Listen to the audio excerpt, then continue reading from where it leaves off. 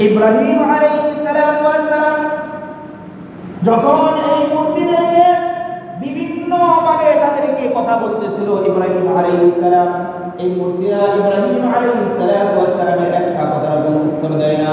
আল্লাহ তাআলার পয়গম্বর ইব্রাহিম তার মাথায় রক্ত ছুটে গেল। ইব্রাহিম আলাইহিস সালাতু ওয়াস সালাম আর দেরি করলেন না, ঘর থেকে গিয়ে বড় একটি কুড়াল আনলেন।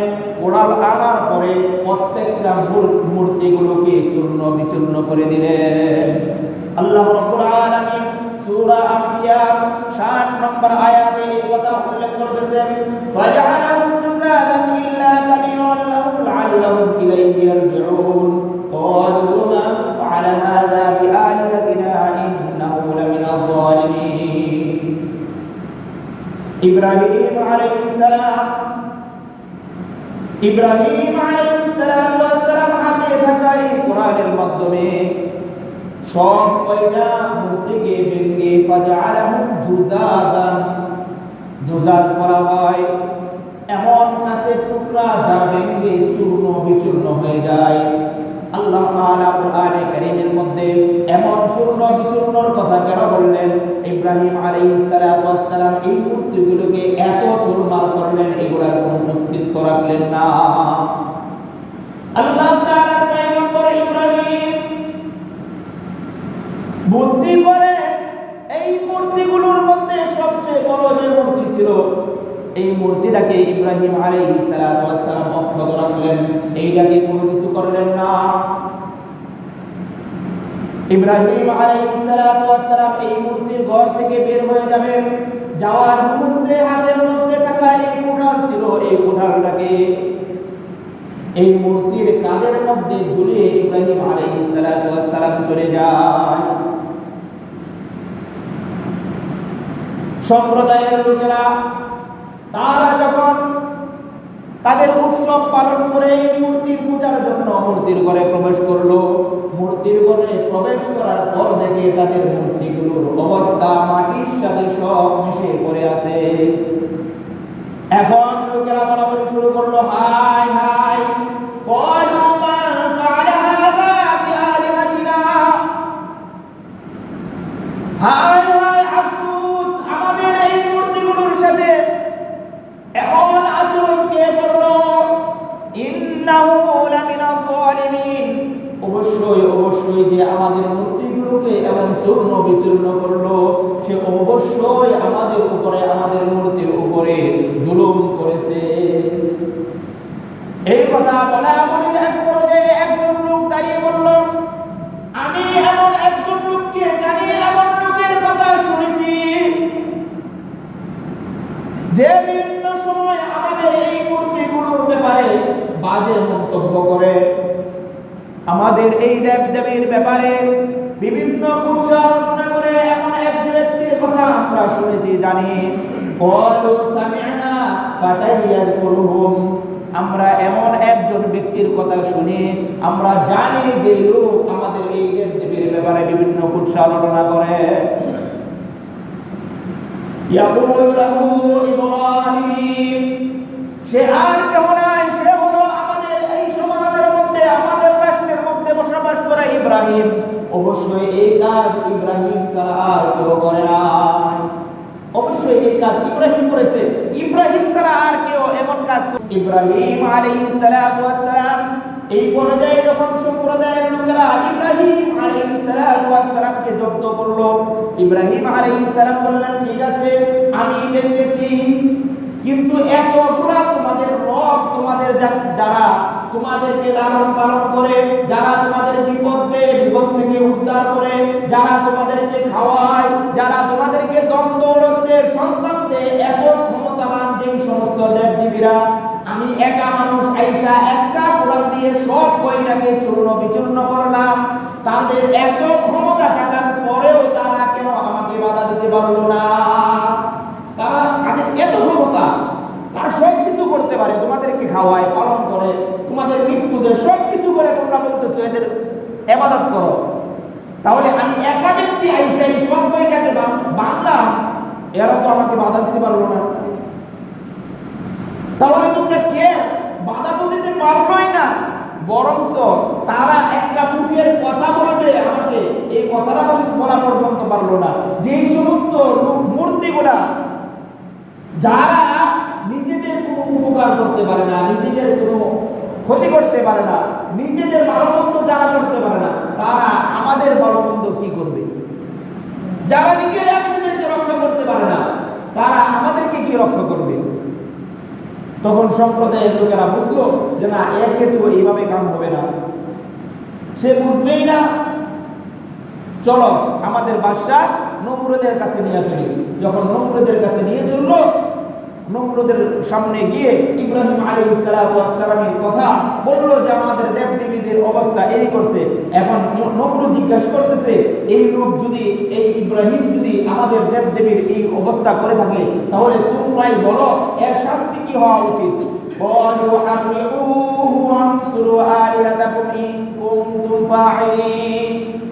সমস্ত সম্প্রদায়ের লোকেরা বলা শুরু করলো, ও আমাদের বাদশা, যে আমাদের দেবদেবীদের এই পরিণতি করেছে, তাকে একমাত্র কেবলমাত্র তার শাস্তি তাকে আগুনে পুড়িয়ে হত্যা করা হোক, তাকে আগুনে পুড়িয়ে হত্যা করা হোক, যাতে সারা দুনিয়ার মানুষ বুঝতে পারে যে আমাদের মূর্তি দেবদেবীদের সাথে এরকম খারাপ আচরণ করলে তার শাস্তি এরকম ভাবে কঠিন করা হয়।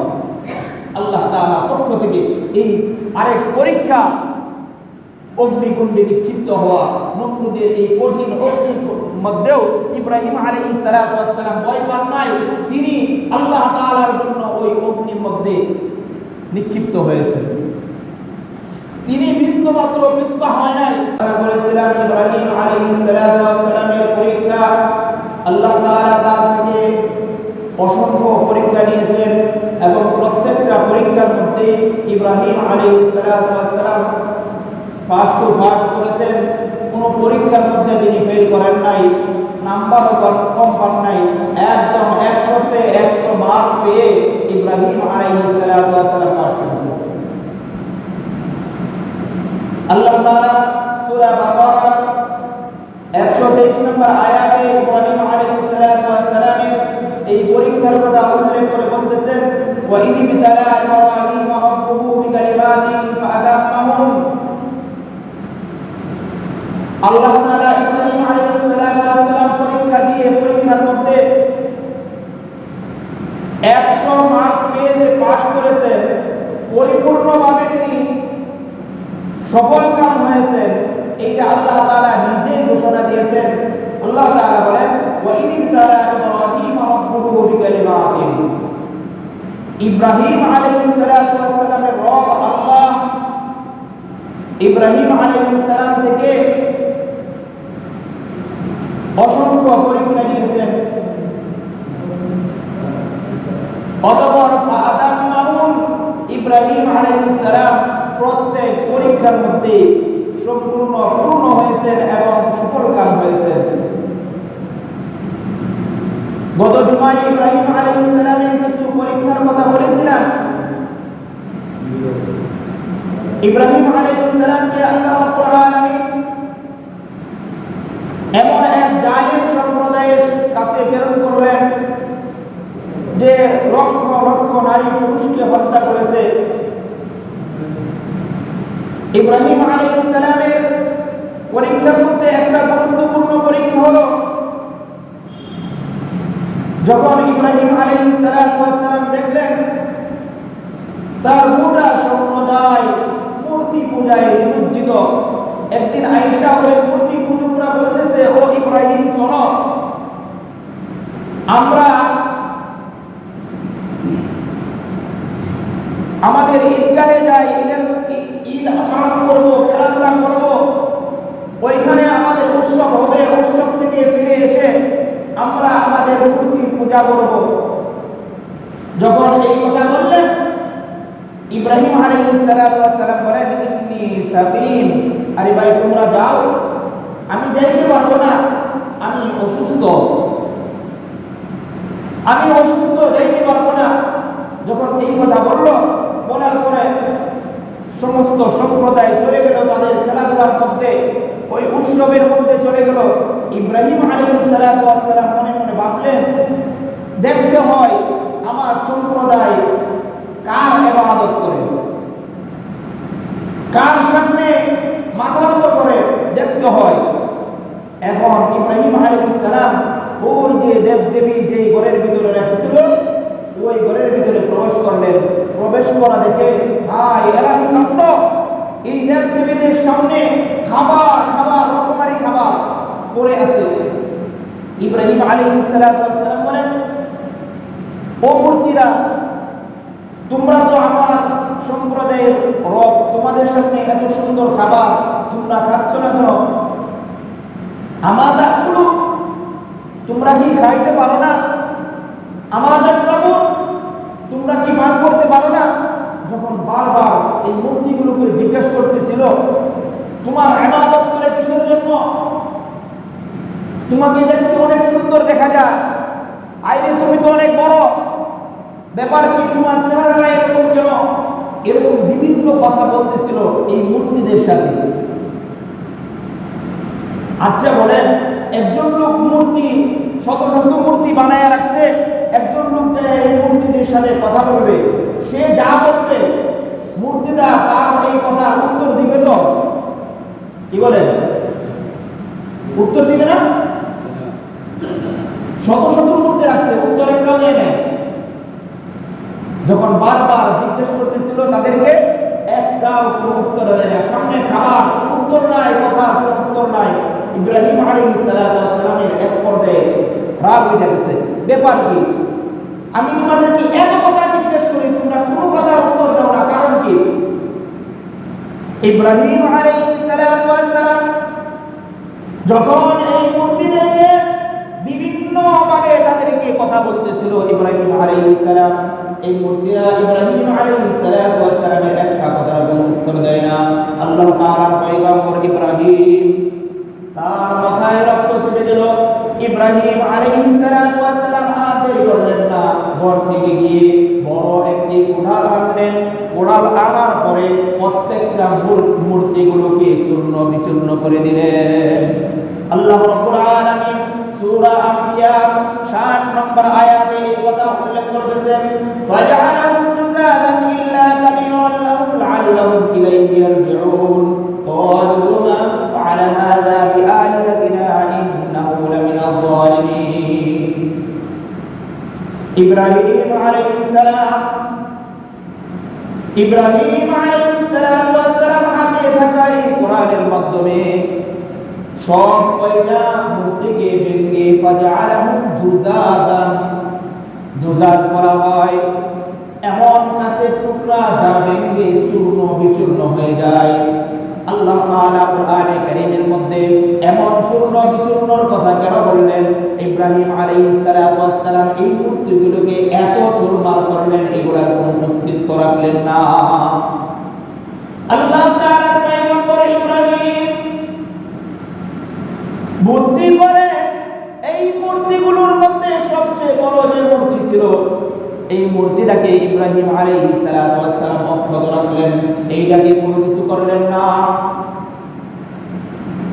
ইব্রাহিম আলাইহিস সালাম এই মূর্তির ঘর থেকে বের হয়ে যাবেন, যাওয়ার মুহূর্তে হাতের মধ্যে থাকা এই কোড়াল ছিল, এই কোড়ালটাকে এই মূর্তির কাঁধের মধ্যে ঝুলিয়ে ইব্রাহিম আলাইহিস সালাম চলে যায়।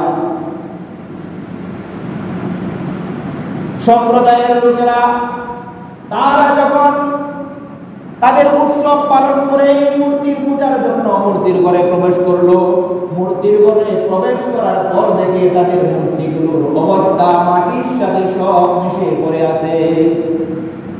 এখন লোকেরা বলাবলি শুরু করলো, হায় হায়, ক্বালু মান ফাআলা হাযা বিআলিহাতিনা, হায় হায় আফসোস, আমাদের এই মূর্তিগুলোর সাথে এমন আচরণ কে করলো? ইন্নাহু লামিনায যালিমিন, অবশ্যই অবশ্যই যে আমাদের মূর্তিগুলোকে এমন চূর্ণ বিচূর্ণ করলো, সে অবশ্যই আমাদের উপরে, আমাদের মূর্তির উপরে জুলুম করেছে। এই কথা বলা বলির এক পর্যায়ে একজন লোক দাঁড়িয়ে বলল, আমি এমন একজন লোককে জানি, এমন লোকের কথা শুনেছি যে করে আমাদের এই দেবদেবীর ব্যাপারে বিভিন্ন আলোচনা করে এমন এক ব্যক্তির কথা আমরা শুনেছি জানি, আমরা এমন একজন ব্যক্তির কথা শুনি, আমরা জানি যে লোক আমাদের এই দেবদেবীর ব্যাপারে বিভিন্ন আলোচনা করে।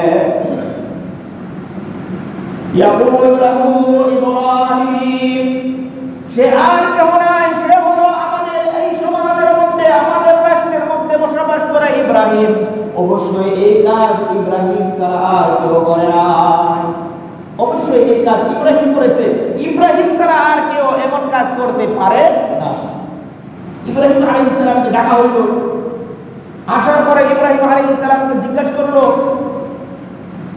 বলু ফাতু বিহি, قالوا أعين الناس لعلهم يشهدون قالوا أأنت فعلت هذا بآلهتنا يا إبراهيم। আমার পরে ইব্রাহিমকে জিজ্ঞাসা করছে, ও ইব্রাহিম, আমাদের এই যে দেবদেবী, আমাদের এই মূর্তিগুলো এরকম ভেঙে চুরমার টুকরা বিটুকরা কে করলো? ইব্রাহিম আলাইহিস সালাম বললেন, আরে কি আশ্চর্য ব্যাপার, তোমরা আমাকে জিজ্ঞেস করতেছো কেন? বলে বল ফাআলাহু কাবীরুম হাযা, আরে এই কথা আমাকে জিজ্ঞেস না করে যার কাদের মধ্যে কোরআন জোড়ানো আছে তাকে জিজ্ঞেস করো। কি কর? যার কাঁধে কোরআন জোড়ানো আছে তাকে জিজ্ঞেস করো, আমাকে জিজ্ঞেস করো। আমি নিরব মানুষ, আমি ঘরে আসলাম, আমার ঘর থেকে আমাকে ডেকে আনছো, তিনি যে এই কাজ করছে এই কথা বলে নাই, আবার করে নাই এই কথাও বলে না যে আমি করি নাই। তিনি ইশারা করবেন, ওই যে দেখো যার কাঁধের মধ্যে কোরআন আছে তাকে জিজ্ঞেস করো, আমাকে জিজ্ঞেস করতেছি। এখন বলেন, ওই যে বড়টার কাঁধের মধ্যে যে কোরআন জোড়ায় গেছিল, এই বড়টা যদি বড়টাকে হাজারবার জিজ্ঞেস করা হয়, সে উত্তর দিতে পারবে? আরে তোমাদের এই মূর্তিগুলো তো ভাঙছে মনে হয় এই যে বড়টা, তোমাদের এই বড়টা হয়তো বা ভাঙছে, আল্লাহ ওই মূর্তি ভাঙবে কে? তার কাঁধের মধ্যে কোরআন দেখা যায়।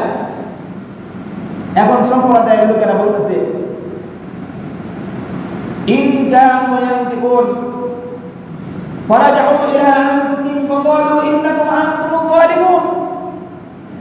না, অবশ্যই এই কাজ অন্য কেউ করে নাই, অন্য কারোর মাধ্যমে এটা হইতে পারে না, এইটা তোমার মাধ্যমেই হয়েছে। দেখেন, এমন এক জালিম সম্প্রদায়ের ভিতরে থেকে যেখানে প্রত্যেকটা মানুষ দেবদেবীর পূজা করে, মূর্তির পূজা করে, মূর্তি শুধু এই পূজাই করে খান্ত না, তারা বানায়, বাজারজাত করে, বিক্রি করে। এইরকম এক স্থানের মধ্যে জন্ম হয়ে বড় হয়ে এরকম এক সাহসিকতার পরিচয় দেওয়া চারটিখানি কথা না। অতঃপর লোকেরা সবাই মনে করলো যে আমাদের এই মূর্তির এই অবস্থা করেছে সে অবশ্যই ইব্রাহিম। এখন ইব্রাহিমের শাস্তি কি হওয়া উচিত? আল্লাহ তাআলার পক্ষ থেকে ইব্রাহিমের উপর আরেকটা পরীক্ষা নেমে আসতেছে। এখন লোকেরা বলাবলি শুরু করলো, ফারাজাউ ইলা আনফুসিহিম ফাকালু ইন্নাকুম আনতুম যালিমুন সুম্মা নুসু আলা রুউসিহিম লাকাদ আলিমতা মা হাউলাই ইয়ানতিকুন قال أفتعبدون من دون الله ما لا ينطقون قالوا ما لا ينفعهم شيئا ولا يضرهم أف لكم ولما تعبدون من دون الله أفلا تعقلون।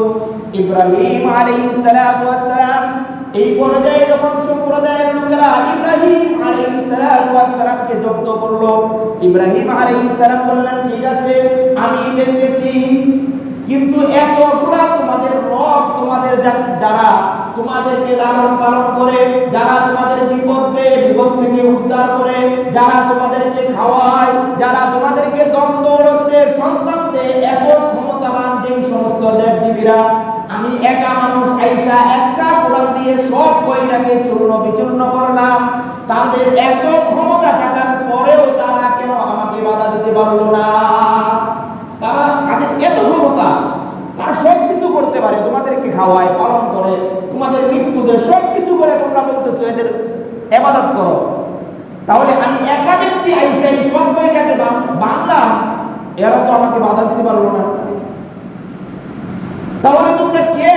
বাধা তো দিতে পারবোই না, বরঞ্চ তারা একটা মুখের কথা বলবে, আমাকে এই কথাটা বলা পর্যন্ত পারলো না যে এই সমস্ত মূর্তিগুলা যারা নিজেদের কোনো উপকার করতে পারে না, নিজেদের কোনো ক্ষতি করতে পারে না, নিজেদের ভালো মন্দ যারা করতে পারে না, তারা আমাদের ভালো মন্দ কি করবে?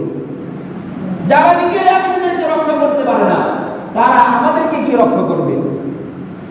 তখন সম্প্রদায়ের লোকেরা বুঝলো যে না, এর ক্ষেত্রে এইভাবে কাম হবে না, সে বুঝবেই না, চলো আমাদের বাদশাহ নমরুদের কাছে নিয়ে চলি। যখন নমরুদের কাছে নিয়ে চললো, নমরুদের সামনে গিয়ে ইব্রাহিম আলাইহিস সালামের কথা বললো যে আমাদের দেবদেবীদের অবস্থা এই করছে। এখন নমরুদ জিজ্ঞাসা করতেছে, এই লোক যদি, এই ইব্রাহিম যদি আমাদের দেবদেবীর এই অবস্থা করে থাকে, তাহলে তোমরাই বলো এর শাস্তি কি হওয়া উচিত? قالوا حرقوه وانصروا آلهتكم إن كنتم فاعلين। সমস্ত সম্প্রদায়ের লোকেরা বলা শুরু করলো, ও আমাদের বাদশাহ, যে আমাদের দেবদেবীদের এই পরিণতি করেছে, তাকে একমাত্র কেবলমাত্র তার শাস্তি তাকে আগুনে পুড়িয়ে হত্যা করা হোক, তাকে আগুনে পুড়িয়ে হত্যা করা হোক, যাতে সারা দুনিয়ার মানুষ বুঝতে পারে যে আমাদের মূর্তি দেবদেবীদের সাথে এরকম খারাপ আচরণ করলে তার শাস্তি এরকম ভাবে কঠিন করা হয়। আল্লাহ তাআলার পক্ষ থেকে এই আরেক পরীক্ষা, অগ্নিকুণ্ডে নিক্ষিপ্ত হওয়া নমরুদের এই কঠিন অগ্নির মধ্যেও ইব্রাহিম আলাইহিস সালাম ভয় পান নাই। তিনি আল্লাহ তাআলার জন্য ওই অগ্নির মধ্যে নিক্ষিপ্ত হয়েছেন। তিনি বিন্দুমাত্র পিছপা হয় নাই, কিন্তু আল্লাহ তাআলা আগুনকে নির্দেশ দিলেন, ও আগুন, قلنا يا نار كوني بردا وسلاما على إبراهيم। ওরে আগুন, আমি তোর স্রষ্টা, আমি তোকে ক্ষমতা দিয়েছি সমস্ত কিছু করে ফেলার, কিন্তু আজকে আমার খলিল তোর মধ্যে আসবে। ওরে আগুন, সাবধান, আমার খলিলের জন্য তুই আরামদায়ক, শীতল আরামদায়কে পরিণত হয়ে যা, আমার খলিলের জন্য আরামদায়ক হয়ে যা, যাতে আমার খলিলের বিন্দু মাত্র কষ্ট না হয়। ইব্রাহিম আলাইহিস সালাম আগুনে নিক্ষিপ্ত হলেন, দীর্ঘদিন আগুনে থাকলেন। ইব্রাহিম আলাইহিস সালামের একটা পশম পরিমাণও কি করে নাই, পড়ে নাই। আল্লাহ তাআলা এই পরীক্ষাও উত্তীর্ণ হয়ে গেছে। এখন ইব্রাহিম আলাইহিস সালাম চিন্তা করলেন, এই সম্প্রদায়ের কাছে থাকা যাবে না। সম্প্রদায়ের সমস্ত লোক মিলে ইব্রাহিম আলাইহিস সালামকে দেশান্তরিত করলেন। ইব্রাহিম আলাইহিস সালাম চলে গেলেন, মা বাবা আত্মীয় স্বজন যারা আছে সব কিছু ফেলে রেখে এইখান থেকে চলে গেলেন। সিরিয়ার আরেকটা দেশে যখন ইব্রাহিম আলাইহিস সালাম চলে গেলেন, ওইখানে যে ইতিহাস ঘটনা অনেক বড় লম্বা করতে চাই না, আল্লাহ রাব্বুল আলামিন তাকে ওইখানে এক বাদশার মেয়ের সাথে বিবাহ করানোর ব্যবস্থা করলেন। বিবাহ হইল, দীর্ঘদিন চলে যায়, নবুয়ত প্রাপ্তির পর দীর্ঘদিন চলে যায়, ইব্রাহিম আলাইহিস সালামের সন্তান হয় না। আল্লাহ তাআলার পক্ষ থেকে আরেক পরীক্ষা, সন্তান না হওয়া। ইব্রাহিম আলাইহিস সালাম সন্তান না হওয়া যে কষ্ট, কি পরিমাণ কষ্টের, যাদের না হয় তারা বোঝে, যাদের না হয় তারা বুঝে। কত জায়গায় যায়, কত জনের কাছে যায়, কত ঘাটের পানি খায়, তারা বুঝে। ইব্রাহিম আলাইহিস সালাম কোথাও যায় নাই। ইব্রাহিম আলাইহিস সালাম একমাত্র আল্লাহর দরবারে পড়েছিলেন। দীর্ঘ ৮৬ বছর পর্যন্ত তিনি একটা দোয়া করেছেন, নৈরাশ হয় নাই। ইব্রাহিম আলাইহিস সালাম সন্তানের জন্য দোয়া করেছেন, রব্বি হাবলি মিনাস সালিহিন, রব্বি হাবলি মিনাস সালিহিন। সকালে, দুপুরে, রাতে, নিশীথে, বিভিন্ন সময়, প্রত্যেক মুহূর্তে সিজদায় লুটিয়ে পড়ে চোখের পানি ঝরিয়ে ইব্রাহিম আলাইহিস সালাম আল্লাহ তাআলার দরবারে দোয়া করে, ও রব, তুমি আমাকে একজন নেক সন্তান দান করো। ইব্রাহিম আলাইহিস সালাম ৮৬ বছর পর্যন্ত মহান রব্বুল আলামিনের দরবারে খালি রোনাজারি করতে করতে 86 বছর পর আল্লাহ তাআলা ফেরেশতা জিবরাইল আলাইহিস সালাতু ওয়াস সালামের মাধ্যমে সুসংবাদ দেন, ফাবাশশারনাহু বিগুলামিন হালিম। জিবরাইল আলাইহিস সালাম এসে আয়েশা বলে, ও আল্লাহর খলিল, আপনি একজন সৎ সন্তানের, সহনশীল সন্তানের সুসংবাদ গ্রহণ করুন। আল্লাহ তাআলা আপনাকে নেক সন্তান, সহনশীল সন্তান আল্লাহ তাআলা আপনাকে দান করবেন। ইব্রাহিম আলাইহিস সালাতু ওয়াস সালামের এই 86 বছর বয়সের সন্তান হইল, সন্তানের নাম রাখলেন হযরত ইসমাঈল। এত কান্নাকাটি, এত চেষ্টা মেহনতের পর সন্তান হইল। সন্তানের কিছুদিন যাওয়ার পরে এখনো সন্তান মায়ের দুধ পান করে। আল্লাহ তাআলা তার কাছ থেকে আবার পরীক্ষা, ইব্রাহিম এত চেষ্টা, এত মেহনত, এত দোয়া, এত কান্নাকাটির পরে তোমার সন্তান আমি দান করেছি, দেখি আমার মহব্বত তোমার ভিতরে বেশি নাকি তোমার সন্তানের মহব্বত। কি করতে হবে? আল্লাহ তাআলা নির্দেশ দিলেন, তাকে তোমার স্ত্রী এবং সন্তানকে এমন এক মরুভূমির উদ্যানের মধ্যে রেখে আসবে যেখানে চতুর্দিকে তাকাইলে শুধু বালু আর বালু, আর কোনো কিছু দেখা যাবে না। আল্লাহ তাআলার নির্দেশে 1 মিনিট 1 সেকেন্ড ইব্রাহিম আলাইহিস সালাম দেরি করে নাই। তৎক্ষণাৎ কে বিবিকে বলতেছে, ও বিবি হাজরা, তৈরি হও তুমি এবং তোমার সন্তান, সন্তান এবং স্ত্রীকে উটের উপরে উঠাইয়া যাওয়া শুরু করলেন। স্ত্রী জিজ্ঞাসা করে, স্বামী কোথায় যায়? কোথাও বেড়াইতে যাইতেছি নাকি? কোনো কথার উত্তর নাই। চলতেছে চলতেছে।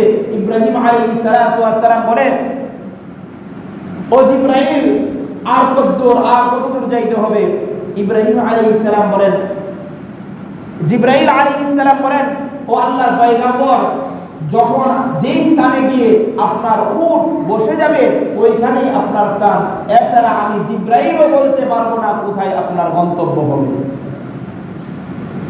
নিতে নিতে নিতে নিতে ইব্রাহিম আলাইহিস সালাতু ওয়াস সালামকে কোথায় নিয়ে আসলেন? মিনা প্রান্তরে। চতুর্দিকে বালু আর বালু। এখনকার এই মক্কা মদিনা আর তখনকার আজকে থেকে আরো 4500 বছর পূর্বের মক্কা মদিনা এক। এইখানে আইনা রাইখা যায় সন্তানের মায়া ত্যাগ করে আল্লাহ তাআলা ইব্রাহিম আলাইহিস সালাতু ওয়াস সালামকে এই পরীক্ষাও ইব্রাহিম আলাইহিস সালাতু ওয়াস সালাম ফার্স্ট হয়েছেন। অতঃপর আল্লাহ রাব্বুল আলামিন ইব্রাহিম আলাইহিস সালাতু ওয়াস সালাম থেকে একদম চূড়ান্ত পরীক্ষা নেওয়া শুরু করলেন এই সন্তানকে কুরবানি দেওয়ার মাধ্যমে। ইনশাআল্লাহ এই কুরবানি সংক্রান্ত আলোচনা আগামী জুমায় আলোচনা হবে। আল্লাহ তাআলা ইব্রাহিম আলাইহিস সালাতু ওয়াস সালামকে তার সন্তান কুরবানি দেওয়াইছেন এবং তিনি সন্তানকে কুরবানি দিয়েছেন একমাত্র আল্লাহ তাআলার জন্য। ইনশাআল্লাহ কিভাবে কুরবানি দিয়েছেন, আল্লাহ তাআলা তাকে স্বপ্ন দেখাইছেন। ইব্রাহিম আলাইহিস সালাতু ওয়াস সালামের তখনকার অবস্থা, এই করুণ পরিণতি, করুণ অবস্থা, যার এই দৃশ্য দেখে সমস্ত ফেরেশতারা পর্যন্ত কান্নায় লুটিয়ে পড়েছে এই দৃশ্য দেখে। ইনশাআল্লাহ আগামী জুমায় আলোচনা করা হবে। গত জুমায় বলেছিলাম যে যেহেতু আমাদের সামনে কুরবানি আছে, কুরবানির অনেক মাসআলা মাসাইল আছে যেগুলা আমরা কুরবানি করি, আমাদের পাকা হালাল, আমাদের সব কিছু ঠিক আছে, কিন্তু এই মাসআলাগুলো আমাদের জানা না থাকার কারণে আমাদের কারো কুরবানি, অনেকের কুরবানি কি হয় না, সহিহ হয় না, কুরবানিগুলো নষ্ট হয়ে যায়। এই মাসআলা মাসাইলগুলো নিয়ে কিছু আলোচনা করব, আজকেও আলোচনা করব, আগামী জুমায়ও ইনশাআল্লাহ চেষ্টা করব এই কিছু মাসআলা মাসাইল নিয়ে আলোচনা করতে। আমরা প্রত্যেকেই ধৈর্য সহকারে, খুব খেয়াল সহকারে কথাগুলো শুনবো, তাহলে মাসআলাগুলো ঢুকবে। এক নাম্বার মাসআলা হলো কার উপর কুরবানি করা ওয়াজিব। কার উপর কুরবানি করা ওয়াজিব? যার কাছে নিসাব পরিমাণ মাল আছে। নিসাব পরিমাণ বলতে যার কাছে 7.5 তোলা, 7.5 ভরি স্বর্ণ কিংবা 52 ভরি রূপার সমপরিমাণ টাকা বা ব্যবসায়ী পণ্য কিংবা তার বাড়তি সম্পদ আছে, এমন ব্যক্তির উপর কুরবানি ওয়াজিব। যাকাত তো হয় 1 বছর পর, কিংবা যাকাত এই ব্যবসায়ী পণ্য এইগুলোর মধ্য থেকে হয়, অন্য আসবাবপত্র থেকে হয় না।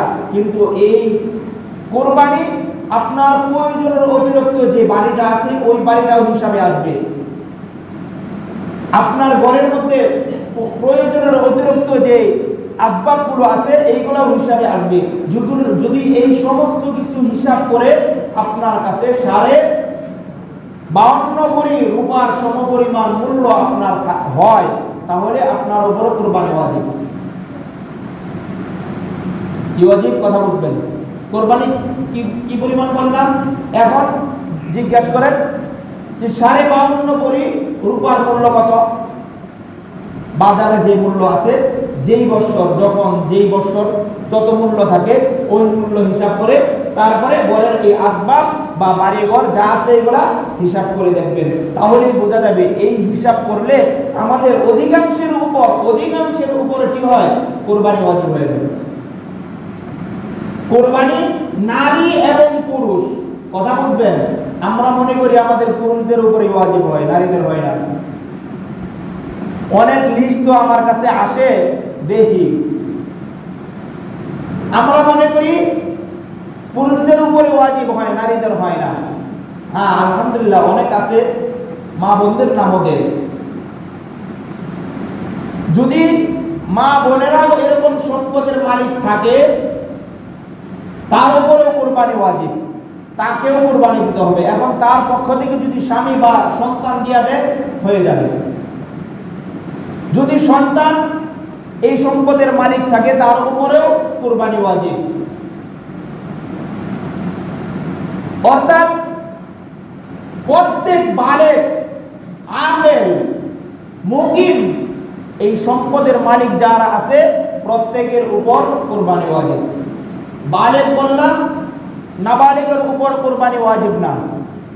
নাবালিগের উপর কোরবানি ওয়াজিব না। হ্যাঁ, এখন নাবালিগের পক্ষ থেকে আপনার সন্তান আছে ছোট, তারটা দেয়া দিলেন, নাম দিলেন, সব হয়ে যাবে, কোনো সমস্যা নেই। কিন্তু আগে আপনার নাম দেখতে হবে। আপনার উপরে কোরবানি আগে আপনার। আমরা অনেক সময় কি করি? নিজের নাম না দিয়া সন্তানের নাম দিই। সন্তান ছোট, তার উপরে কোরবানি ওয়াজিব না, নিজের নাম দেই না। মোহাব্বত, ভালোবাসার খাতিরে, মোহাব্বতের খাতিরে সন্তানকে অনেক মোহাব্বত করি, তার নাম দিলাম। অথচ আপনার উপরে যে ওয়াজিব আসছিল, ওয়াজিবটা কি হইল? নষ্ট হইল। ওয়াজিবটা আদায় হয় নাই, নাম না দিয়া সন্তানের নাম দেয়। এই জন্য বললাম যে আগে যার উপরে কোরবানি ওয়াজিব তার নাম দিবেন, তারপরে যদি নাম অতিরিক্ত থাকে সন্তানের নাম দেন, মা বাবার নাম দেন, যার নাম মন চায় তার নাম দেন। কিন্তু যার উপরে কোরবানি ওয়াজিব তার অবশ্যই তাকে দিতে হবে। আকেল, কোন পাগলের উপর কোরবানি ওয়াজিব না। সম্পদ আছে, অনেক সম্পদ আছে, কিন্তু তার উপরে কোরবানি ওয়াজিব না। মুসাফির যে সফরে আছে তার উপরে কোরবানি ওয়াজিব না। তাহলে এই কথা তো বুঝতে পারলাম কার উপরে কোরবানি ওয়াজিব? বুঝতে পারলাম কিনা? প্রত্যেক আকেল, বালেগ, মুকিম যার উপর নেশাব পরিমাণ সম্পদ আছে, সে নারী হোক বা পুরুষ হোক, তার উপরে কোরবানি করা ওয়াজিব। যদি এই কোরবানির ওয়াজিব আদায় না করে তাহলে ওয়াজিব তরক করার জন্য সে কঠিন শাস্তির সম্মুখীন হবে। এখন বলতে পারেন হুজুর টাকা পয়সা তো সবকিছু আছে, কিন্তু ব্যাপার হলো নগদ আছে নাই, নগদ ক্যাশ নাই। এখন কি করব? অনেক সময় এমন হয়, যদি এমন হয় যে নগদ টাকা পয়সা নাই, তাহলে আপনার উপর ওয়াজিবই থাকবে, আপনার উচিত কারো কাছ থেকে ধার করে হলেও কোরবানি করা। কি করে? আপনার উপরে কোরবানি করা ওয়াজিব, ধার করে হলেও আপনার ওয়াজিব আদায় করতে হবে। আমাদের অনেকের ধারণা যে দাঁড় করে টাকা দাঁড় করে কোরবানি করা কোরবানি হয় না। না, যার উপরে কোরবানি করা ওয়াজিব তার টাকা দাঁড় করে হলেও ওয়াজিব আদায় করতে হবে। এখন বলতে পারেন হুজুর কার কাছ থেকে এত টাকা চাইবো? মানুষ তো দেয় না। আছে সমাজে অনেক মানুষ এমন আছে যারা ধার চাইলে মানুষের ধার দেয় না। কারণ এমন কাজটা একবার ধার দিলে কয়েক বছর ঘুরাইবে, জুতার কয়েক সাল এরকম ক্ষয় হবে, টাকা ঘুরাইবে, আজকে না পর না পর। এরকম লোককে দাম দিতে চায় মানুষে? দিতে চায় না। আরে আপনাদের সমাজের কথা বলতেছেন, আমাদের সমাজে অনেক আছে, আমার পাড়া মহল্লায় অনেক আছে। আপনাদের মহল্লা খুব ভালো, খুব ভালো, কিন্তু আমার মহল্লার মধ্যে অনেক আছে যারা দাঁড় চাইলেও দাম দেয় না। কি ব্যাপার, দেন না? যে আপনার তো ভালো মানুষ, টাকা পয়সা আছে, বলে দেওয়া দেবে। হুজুর আর করেন না, আরে দিলে হাই টাকা ফেরত আসা ছেড়ে দেবে। তাহলে কি বলে, দাঁড় করে হলেও দিতে হবে। হ্যাঁ, এমন যাতে না হয়, এমন যাতে না হয়। এখন মানুষে দেয় না, কি করছে, সমিতির দিকে টাকা উঠাইছে, ব্যাংকে থেকে লোন উঠায়া তারপর কোরবানি। কি বলেন, সমিতির টাকা ব্যাংকে থেকে লোন উঠায়া টাকা দিয়া কোরবানি দেওয়া, কি বলেন হবে? নিজেই ফতোয়া দেন, আমার দেওয়া হবে। আচ্ছা, এখন যে কথাগুলো বললাম এই কথাগুলো তো বুঝে আসছে, সামনে কথাটা দেখেন। এখন এই লোকটা সম্পদের মালিক, দাঁড় করে টাকা পায় না কারোর কাছ থেকে। কোরবানির 10 তারিখ জিলহজ মাসের ঈদের দিন, ঈদের পরের দিন তৃতীয় দিন চলে গেল, তার কাছে টাকা আসলো না। এখন ঈদের দিনগুলো তো চলে গেল, দেখা গেল কিছুদিন পর আবার তার যে কোনোভাবে হোক কোনোভাবে তার কাছে কি আসছে, টাকা হয়ে গেছে, তার উপরে কুরবানি ওয়াজিব, তার কি হয়ে গেছে, টাকা আইসা গেছে। এখন ঈদের দিন তো শেষ, এখন মনে করেন না আপনার ওয়াজিব বাদ হয়ে গেছে, এখনো আপনার উপরে কুরবানি ওয়াজিবই আছে। এখন ওই লোকটার উচিত সে একটা হৃষ্টপুষ্ট ছাগলের যে মূল্য আছে এই মূল্য সদকা করে দেওয়া। কি করে দেওয়া? সদকা করে দেওয়া। এগুলো সম্পদশালীদের জন্য কুরবানির হুকুম। তারপরে আসি নিয়ত। কি আসে? নিয়ত। খুব হুঁশিয়ার, নিয়তের ব্যাপারে খুব হুঁশিয়ার, খুব হুঁশিয়ার। নিয়ত একদম কার জন্য হইতে হবে? কথা বলেন, কার জন্য হইতে হবে? আল্লাহর জন্য। অন্য বিন্দু মাত্র কোনো নিয়ত করা যাবে না। লোক দেখানো, বড় গরু আনছে, সবাই দেখবে, বাহ অমুকে বড় গরু আনছে, অমুকের গরুটা অনেক দাম হইছে, কিংবা গোস্ত সারা বছর ফ্রিজে রাইখা খাইব, মজাই না হবে, আত্মীয় স্বজন আসবে দেখবে আমার ফ্রিজ ভরা গোস্ত। এরকম নিয়ত যদি কারো থাকে, কি বলেন, বিন্দু মাত্র কুরবানি হবে না। আল্লাহ তাআলা কোরআনে কারীমের মধ্যে বলেন, কুল ইন্না সলাতি ওয়া নুসুকি ওয়া মাহইয়ায়া ওয়া মামাতি লিল্লাহি রাব্বিল আলামিন।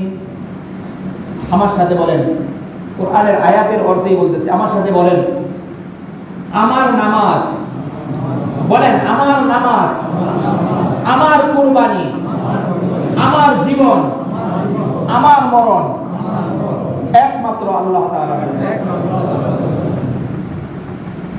কার জন্য? তাহলে আমার নামাজ কার জন্য? আল্লাহর জন্য। আমার কুরবানি কার জন্য? আল্লাহর জন্য, অন্য কোনো কিছু না। শুধুমাত্র নিয়ত থাকবে আল্লাহর জন্য, আর কারো জন্য না। এখন আয়েশা বলতেছে, হুজুর কি ব্যাপার? একটা মাসালা পেছো তো বেরিয়ে গেছি, কথা আমাদের কথা বলতেছি, পেছো বেরিয়ে গেছি। কি পেছ? হুজুর নিয়ত ভালো, কোরবানি দিব। এখন আমার তো এত টাকা নাই, টাকা অল্প, চাইতেছে শরীকানা কোরবানি দিতাম শরীকদের সাথে মিলে। এখন জানি না কার টাকা পয়সা হালাল আছে না নাই, কে কোন নিয়ত কোরবানি দেয় জানি না। তো এখন কি করব? তো বললাম, ভাই এক কাজ করেন, আপনার যদি এমনই হয়ে থাকে মানুষের উপরে সন্দেহ, কার টাকা পয়সা আপনার সন্দেহ আছে, তাহলে আপনি এক ছাগল কিনা 20-22,000 25,000 বা 15,000 টাকা দেখ ছাগল কিনা আপনি কোরবানি দেবেন। শুনবেন কথা? হুজুর ব্যাপার, ছাগলে দিতাম, সমস্যা হলো আমার ঘরে ছাগলের গোশত কেউ খায় না, আমি পছন্দ করি না। কথা বলছেন কিছু? কিছু বুঝছেন? নিয়ত বলো, নিয়ত ঘরে গোশত খায় না, নিজেও ছাগলের গোশত পছন্দ করে না, নিয়ত বলো। কি বলেন? নিয়ত কার জন্য? এই যে নিয়তটা হইল কার জন্য হইল? সাবধান। তাহলে নিয়ত থাকবে একমাত্র কার জন্য? টাকাটা হইতে হবে হালাল, কোন প্রকারের এক টাকা হারামের মাল থেকে 1 টাকা যদি আপনার এই কুরবানির মধ্যে ঢুকে, কুরবানি সহি হবে না।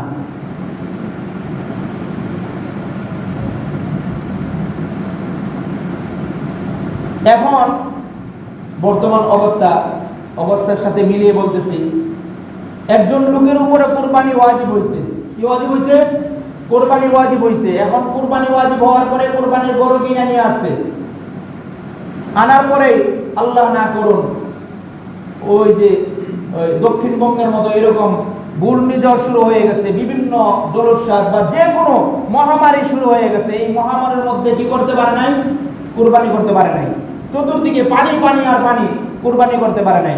কুরবানির প্রথম দিন গেল, দ্বিতীয় দিন গেল, তৃতীয় দিন গেল। এই 3 দিনের মধ্যে সে কি করতে? কুরবানি গরু কিনে নিয়ে আসছে, কুরবানি করতে পারে নাই। এখন কি করার? তার করণীয় কি? করণীয় হলো এই যে কুরবানির যে পশুটা আছে এইটাকে যেমন আছে এমনই সদকা করে দেওয়া। যেমন আছে এমনই সদকা করে দিতে হবে। কিংবা আরো সমস্যা, এই মহামারী ছাড়াও এই বিভিন্ন দুর্যোগ ছাড়াও সমস্যা হইতে পারে। ঘরের মধ্যে বিশাল এক প্রবলেম, সমস্যা দেখা দিছে, ছেলে অসুস্থ, ওয়াইফকে নিয়ে মেডিকেলে থাকতে হয়েছে, যে কোনো ভাবে কুরবানি দিতে পারে না। 1 দিন 2 দিন 3 দিন চলে গেছে, কুরবানির দিন চলে গেছে। এখন কি করবে? বলে এই পূর্ণ কুরবানিটাকে, এই পশুটাকে সদকা করে দিবে।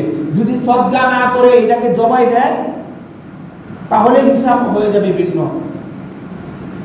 এইটার বস্তু খাইতে পারবে না, জবাই করে দিছে, বস্তু খাইতে পারবে না, সদকা করে দিতে হবে। এখন সদকা করার ব্যাপারেও এখানে শর্ত আছে যে এইটা যে জবা দিছে পশুটার বস্তুর হিসাব করবে। সে গরু কিনছে 50,000 টাকা দিয়া, এখন জবাইয়ের পরে বস্তু হয়েছে 45,000 টাকা। কত হয়েছে? বস্তু হয়েছে কত? গরু কিনছিল কত? 50,000 টাকা দিয়ে গরু কিনছে। তার তো হুকুম ছিল এটাকেই তা সদকা করে দেওয়া, দেয় নাই, সে জবাই করছে। এখন জবাই করার পরে যদি বস্তু 45,000 টাকা হয়, শর্ট আছে কত? 5,000 টাকা শর্ট আছে।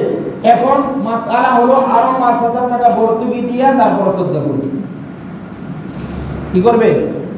আরো 5,000 টাকা ভর্তুকি দিয়া তারপরে সদকা করবে। আল্লাহ তাআলা আমাদেরকে বুঝার তৌফিক দান করুন। আমিন। কুরবানির দিন রাতে এবং দিনে, জিলহজ মাসের কথা শুনবেন, জিলহজ মাসের 10 তারিখ অর্থাৎ ঈদের দিন, ঈদের পরের দিন, দিনেও দিতে পারবে, রাতেও দিতে পারবে। ঈদের নামাজের হওয়ার পরে দিনেও দিতে পারবে, কেউ চাইলে রাতেও দিতে পারবে। তবে রাতে না দেওয়াই ভালো, দিনে দেওয়া উত্তম। কুরবানি সে দিনেও দিতে পারবে, রাতেও দিতে পারবে। ঈদের দিন, ঈদের পরের দিন, তৃতীয় দিন অর্থাৎ জিলহজ মাসের 12 তারিখ দিনে দিতে পারবে, সন্ধ্যার পরে আর দিতে পারবে না। সন্ধ্যার পরে আর দিতে পারবে না। কোন কোন পশু দিয়ে কোরবানি করা যায় আমরা জানা আছে? উট, গরু, মহিষ, ভেড়া, দুম্বা, বকরি বা খাসি, এইগুলো দিয়ে কোরবানি করা যায়। উটের বয়স কত? 5 বছর। উটের 5 বছর। গরু মহিষের 2 বছর। গরু মহিষের কয় বছর? ভেড়া, দুম্বা, বকরি 1 বছর। ভেড়া, দুম্বা, বকরি কতদিন? 1 বছর। এখন এইগুলার বছর আমরা অনেক সময় দাঁত দেখে করে থাকি না, এগুলার বয়স দেখেই নির্ধারণ করা, দাঁত নয়। হ্যাঁ, অনেক সময় দেখা যায় যে গরু 2 বছর হইলে তার দাঁত ওঠে, তো এইগুলা দেখে আমরা কি করব? কোরবানি দিব বয়স দেখে। এখন বয়স দেখে আমি বয়স আনলাম যার কাছ থেকে কিনা, সে বললো যে এইটার বয়স কি 2 বছর। গরুটা বা মহিষের বয়স 2 বছর, অথচ যদি এটা বাস্তবে কি 2 বছর না হয়, আপনিও দেখা, যারা দেখতেছেন তারাও বলতেছেন 2 বছরের, যারা দেখতেছেন তারাও বলতেছেন কি 2 বছর হবে, অথচ এটা 2 বছর না। তাহলে যেই ব্যক্তি বিক্রি করছে তার দোষের, সে দোষের মধ্যে পড়বে, আপনার সমস্যা নেই, আপনার কোরবানি হয়ে যাবে।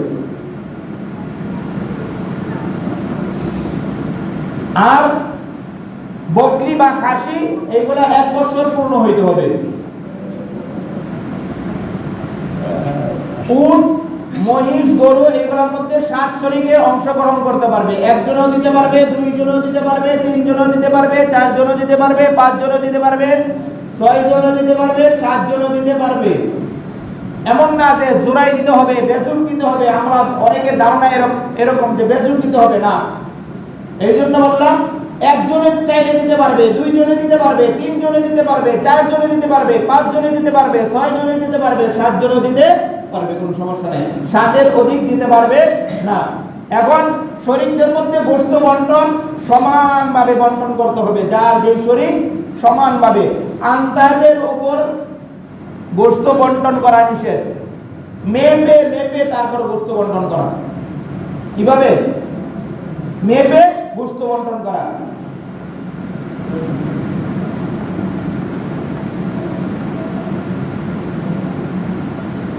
আরেকটা মাসআলা হলো, অনেকে দেখা যায় যে আমরা আগে কি করি না, আকিকা করি না। সন্তান ছেলে বা মেয়ের আকিকা আমরা অনেক সময় কোরবানির সাথে দিতে চাই না। অনেকে আকিকা এই কোরবানির সাথে অংশগ্রহণ করতে পারবে, কোনো সমস্যা নেই। কোরবানির শরীকের সাথে কি করতে পারবে? আকিকাও দিতে পারবে, কোনো সমস্যা নেই। এইদিকে খেয়াল রাখবো, আকিকাও দেওয়া যাবে। আলহামদুলিল্লাহ, এই পর্যন্ত আমাদের কিছু মাসআলা গেছে। আগামী জুমায় আরো কিছু মাসআলা মাসাইল নিয়ে ইনশাআল্লাহ আলোচনা হবে। আমরা আগে চলে আসবো, যেহেতু কুরবানির সামনে অতি নিকটে। আগামী আরেকটা জুমা পাবো, তারপরে জুমা শেষ। ইনশাআল্লাহ আমরা প্রত্যেকেই আগে আসার চেষ্টা করব এই মাসআলাগুলো শোনার জন্য। সর্বশেষ যে কথাগুলো বলবো, আজকে যদি চাঁদ উঠে যায়, জিলহজ মাসের চাঁদ উঠে যায়, জিলহজ মাসের কিছু আমল আছে। কি আছে ভাই? জিলহজ মাসের আমল আছে। নবীজি সাল্লাল্লাহু আলাইহি ওয়াসাল্লাম বলেন, জিলহজ মাসের এক একটা রাত, শবে কদর রাতে ইবাদত করলে যে পরিমাণ সওয়াব হয়, জিলহজ মাসের যে প্রথম যে 10 দিন, এই এক এক দিনের ইবাদতের এরকম মূল্য। সুবহানাল্লাহ। জিলহজ মাসের এক একটা দিনের রোজা 1 বছর রোজা রাখা সমতুল্য। সুবহানাল্লাহ। তারপর নবীজি সাল্লাল্লাহু আলাইহি ওয়াসাল্লাম আরাফার দিনের রোজা কথা বলেন, সিয়ামু ইয়াউমি আরাফাতা আহতাসিবু আলা আল্লাহ আইয়ুকাফিরা সানাতাল্লাতী ক্বাবলাহু ওয়া সানাতাল্লাতী বা'দা। আরাফার দিনের এক রোজা পিছনের 1 বছর এবং সামনের 1 বছরের সমস্ত গুনাহগুলোকে আল্লাহ তাআলা মাফ করে দেন। এই জন্য এই জিলহজ মাসের প্রথম 10 দিনের গুরুত্ব অনেক বেশি, অপরিসীম। আরেক হাদিসের মধ্যে আছে, জিলহজ মাসের চাঁদ ওঠার আগে তোমরা তোমাদের হাতের নখ, মাথার চুল, এরকম শরীরের যে উচ্ছিষ্ট যে সমস্ত পশমগুলো আছে এইগুলা কেটে ফেলো। যদি এই 10 দিনের মধ্যে কর্তন না করে ঈদের পরের দিন যায় এইগুলা করো, তো নবীজি সাল্লাল্লাহু আলাইহি ওয়াসাল্লাম বলেন, আল্লাহ তাআলা তাকে একটা কবুল কুরবানির সওয়াব দান করেন। কি বলেন? কাজ সহজ, ফজিলত অনেক। এই জন্য আজকের ভিতরে আমরা আমাদের যাদের নখ আছে, যাদের চুল আছে, তারা আমরা এগুলা কেটে পরিষ্কার হয়ে নিব ইনশাআল্লাহ। আল্লাহ রাব্বুল আলামিন এই যে আমলকে কথাগুলো বললাম, আল্লাহ তাআলা আমাদের সকলকে এই কথাগুলোর উপর আমল করার তৌফিক দান করুক। আমিন। ওয়া আখিরু দাওয়ানা আলহামদুলিল্লাহি রাব্বিল আলামিন।